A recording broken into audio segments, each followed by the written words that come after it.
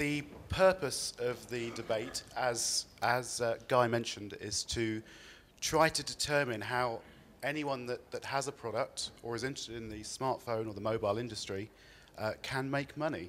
Yes, good afternoon, ladies and gentlemen. My name is Hugh Griffiths. I've been working in the digital space for around 15 years, the last 10 of which have been focused in the mobile sector in senior positions at Independent News and Media, Microsoft and O2. I now operate as an independent advisor and non-exec director for companies in the TMT sector. My experience in mobile application stores, I've actually been responsible for a few in the last decade. And clearly the landscape has changed dramatically in the last 2.5 years. But I think the learning for me from that, before we necessarily talk about the monetization of stores, is about actually having a successful store in the outset.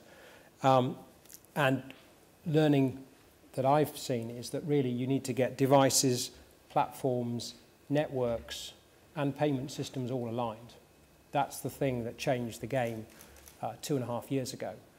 But the most important thing when aligning all of those is to get the user experience right.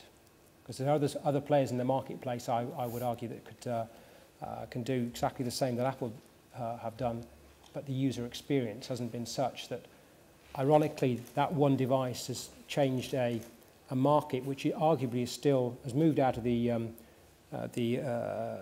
very early innovator stage to early adoption. But as far as the consciousness of the public is concerned, it's a mainstream service. So I think that's been quite remarkable. That focus on customer experience is something that when I was at O2 and responsible for their mobile internet service, was one of the reasons I believe that we took 50% market share of mobile internet services before the iPhone arrived. And indeed, when we launched 3G, we spent more on customer experience, platform services and the like, than we did on content, which was a very different situation from many of our competitors. So I think getting those items aligned, getting customer experience right is key initially for success. Thank you, Hugh.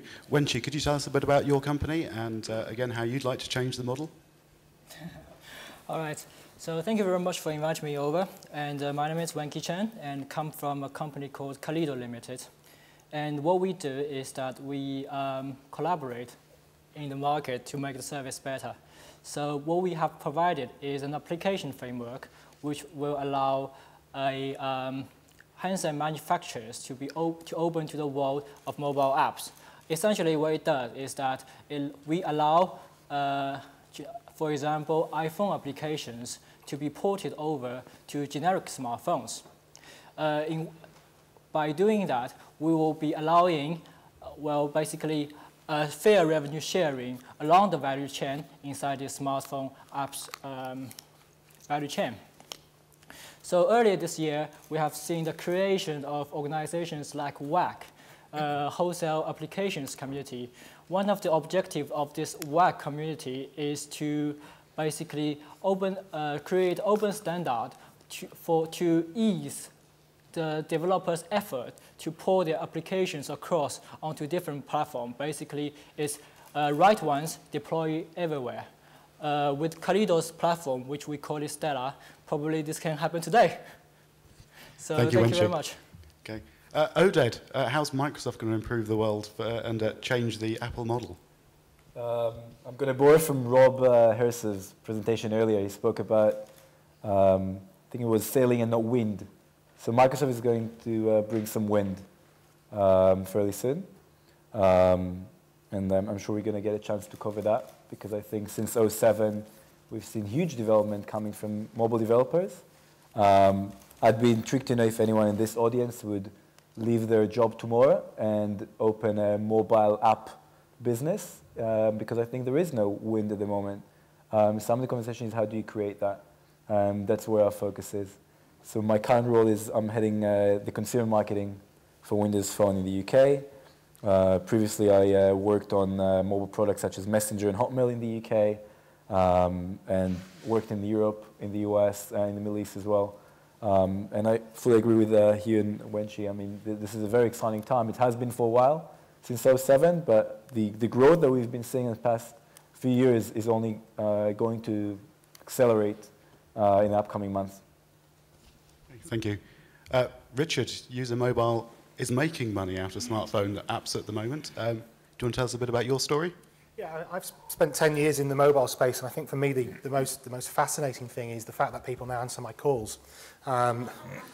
Before, kind of evangelizing to brands about why mobile was really important and why it was sexy, when what you could show them was a kind of a very, very kind of infantile, what they presumed, a very infantile service, was quite difficult. In fact, most people didn't. And we've just seen a kind of a real evolution where people actually have some great examples of where we've been working with music artists, and the actual music artist has turned up to the development meeting, and the label managers sort of scratched their head and said, okay, this is, it's rare that they turn up to some of the mixing, the sort of remixing of their tracks, to actually turn up to, a development meeting of their application. It's pretty unusual, but it just kind of shows that the fact that people have really sort of bought into it, and they're very, very passionate, and the actual projects are led at C-level now, and it's CEOs of businesses who are saying, why are we not doing this? Why is this not happening? Or if they've done something and it's the wrong application, they've been panned down the pub. People have said, I've downloaded your app, it's terrible. And there's a real passion, and there's a real sort of sense, and a real sense of community, which is great when you've been in mobile for so long. It's just really nice to see people passionate about the space. Thank you. And over to Noelia from Palm. My name is Noelia Amoedo, and I'm VP of Marketing for Palm in EMEA. And as part of that, I have the responsibility over developer relations in the region. And like Richard, I've been in the mobile industry for about 10 years. Actually, we started at the same time.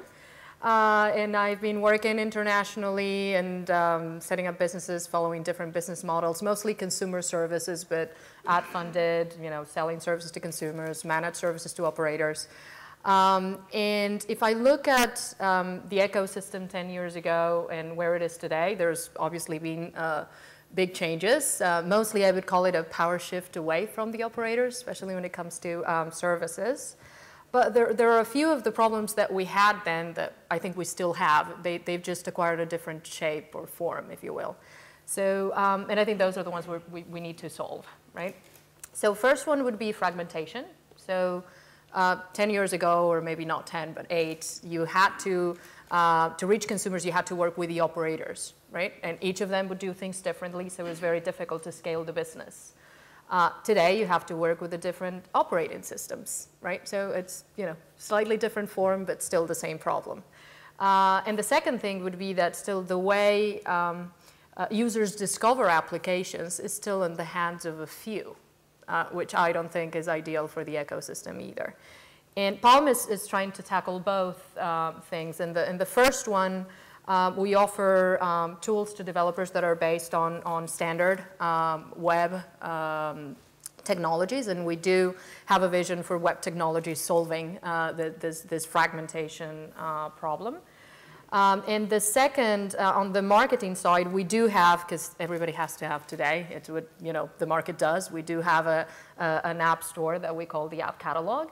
But we do not want to have exclusivity over that. We want to actually let third parties innovate about how users discover applications, because the more users can easily find the applications that are relevant to them when they are relevant to them, I think the better for everybody. So we make feeds about all of the applications that are available in our platform open to anybody that wants to use them and build their own storefronts, for example.